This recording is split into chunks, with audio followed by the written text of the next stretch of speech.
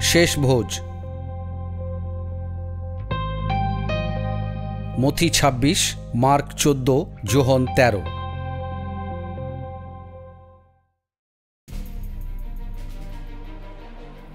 খামিরবিহীন রুটির পর্বের প্রথম দিনে যিশুর শিষ্যরা তার কাছে এসে বললেন, আপনার জন্য আমরা কোথায় নিস্তার পর্বের ভোজনের আয়োজন করব? আপনি কি চান? যিশু বললেন, তোমরা ওই গ্রামে আমার পরিচিত একজনের কাছে যাও, তাকে গিয়ে বলো, গুরুদেব বলেছেন আমার নির্ধারিত সময় কাছে এসে গেছে, আমি আমার শিষ্যদের সঙ্গে তোমার বাড়িতে নিস্তার পর্ব পালন করব। যিশু যেমন আদেশ দিলেন, শিষ্যরা সেই কথা মতো কাজ করলেন। তারা সেখানে নিস্তার পর্বের ভোজ প্রস্তুত করলেন। সন্ধ্যা হলে পর যিশু সেই 12 জন শিষ্যের সঙ্গে নিস্তার পর্বের ভোজ খেতে বসলেন। তিনি ভোজের আসন থেকে উঠে দাঁড়ালেন, তার উপরের জামাটা খুলে রেখে একটি গামছা কোমরে জড়ালেন।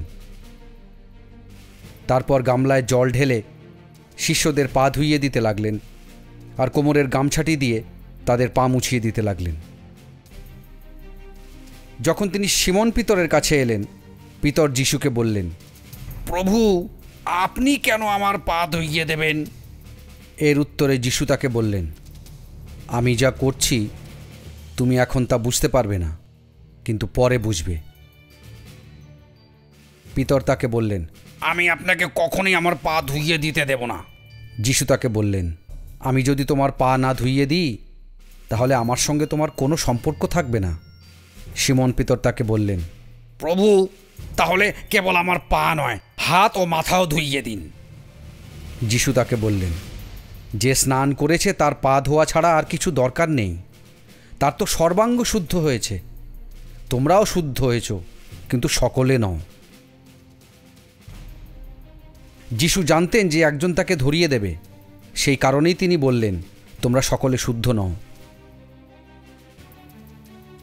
তাদের পা ধোয়ানো শেষ করে তিনি আবার তার উপরের জামাটি পরলেন ও টেবিলে তার নিজের জায়গায় ফিরে এসে তাদের বললেন, আমি তোমাদের প্রতি কি করলাম তা তোমরা বুঝতে পারলে?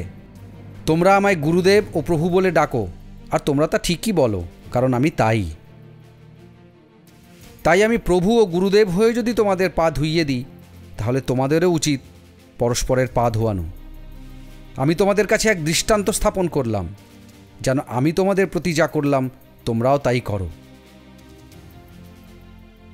এই কথা বলার পর যিশু খুবই উদ্বিগ্ন হলেন আর খোলাখুলিই বললেন, আমি তোমাদের সত্যি বলছি, তোমাদের মধ্যে একজন আমাকে ধরিয়ে দেবে। শিষ্যরা পরস্পরের দিকে তাকাতে লাগলেন, আদৌ বুঝতে পারলেন না কার বিষয়ে তিনি বলছেন। যিশুর এক শিষ্য, যাকে তিনি খুবই ভালোবাসতেন, টেবিলে তার ডান দিকে সবচেয়ে প্রতিষ্ঠিত আসনটিতে বসেছিলেন। সিমন পিতর এই শিষ্যকে ইশারা করলেন এবং যিশুকে জিজ্ঞাসা করতে বললেন, উনি কার সম্পর্কে বলছেন। তখন যিশু যে শিষ্যটিকে খুব ভালোবাসতেন, সেই যিশুর ওপর ঝুঁকে পড়ে তাকে জিজ্ঞাসা করলেন, প্রভু, সে কে? যিশু বললেন, আমি রুটির টুকরোটি বাটিতে ডুবিয়ে যাকে দেব, সেই লোক। এরপর তিনি রুটির টুকরো ডুবিয়ে সিমনের ছেলে ইহুদা ইস্কারিওতকে দিলেন। ইহুদা রুটির টুকরোটি নেবার পর শয়তান তার মধ্যে ঢুকে পড়ল। এরপর যিশু তাকে বললেন, তুমি যা করতে যাচ্ছ তা তাড়াতাড়ি করো। কিন্তু যারা তার সঙ্গে খেতে বসেছিলেন তাদের মধ্যে কেউই বুঝতে পারলেন না তিনি কেন এ কথা বলছেন। কেউ কেউ মনে করলেন ইহুদার কাছে টাকার থলি আছে, তাই হয়তো যিশু তাকে বললেন, পর্বের জন্য যা যা প্রয়োজন তা কিনে আনতে যাও। অথবা হয়তো গরিবদের ওর থেকে কিছু দান করতে বললেন। ইহুদা রুটির টুকরোটি গ্রহণ করে সঙ্গে সঙ্গে বাইরে চলে গেল। তখন রাত হয়ে গেছে। যিশু তাদের বললেন, আমার কারণে তোমরা আজ রাত্রেই বিশ্বাস হারিয়ে ফেলবে, কারণ শাস্ত্রে লেখা আছে, আমি মেষপালককে হত্যা করব, তার মৃত্যু হলে পালের মেষরা চারদিকে ছড়িয়ে পড়বে। কিন্তু আমি পুনরুত্থিত হলে পর তোমাদের আগে গালিলে যাব। এর উত্তরে পিতর বললেন, আপনার কারণে সকলেই বিশ্বাস হারিয়ে ফেলতে পারে, আমি কখনোই হারাবো না। যিশু বললেন, আমি সত্যি বলছি, আজ রাত্রেই তুমি বলবে যে তুমি আমাকে চেনো না। ভোরে মোরগ ডাকার আগেই তুমি আমাকে 3 বার অস্বীকার করবে। কিন্তু পিতর তাকে বললেন, আমি আপনাকে চিনি না, এ কথা কখনো বলবো না। আপনার সঙ্গে আমি মরতেও প্রস্তুত। অন্য শিষ্যরাও সকলে একই কথা বললেন। তারা যখন খাচ্ছিলেন সেই সময় তিনি রুটি নিয়ে ঈশ্বরকে ধন্যবাদ দিলেন। রুটিখানি ছিঁড়ে টুকরো টুকরো করে তার শিষ্যদের দিয়ে বললেন, এটা নাও, এটা আমার শরীর।